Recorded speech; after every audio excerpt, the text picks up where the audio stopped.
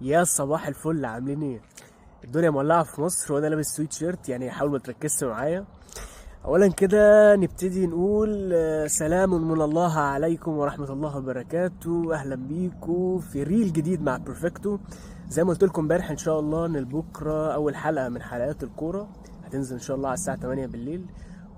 وان شاء الله الاسبوع اللي جاي هتبقى اول حكايه معانا ملهاش علاقه بقى بالكوره، ليها علاقه بالجزء التاني اللي قلت لكم عليه.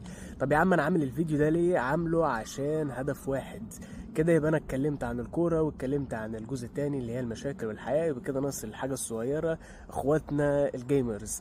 طيب لو انت بتلعب ليج اوف ليجندز او فالورنت، اكتب لي بقى في الكومنتس تحت، عشان ان شاء الله هعمل سيرفر على الديسكورد وندخل عليه كلنا.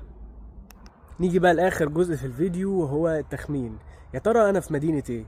وهو ده السؤال اللي هيفضل معانا لحد ما الموسم الكروي كله يخلص. احنا بنتكلم في حوالي شهرين ثلاثة قبل ما كاس العالم يخلص، عشان اللي هيعرف انا في مدينة ايه مش دولة ايه هيبقى في جيف اواي على مفاجأة معينة خلينا نقولها في اخر الموسم.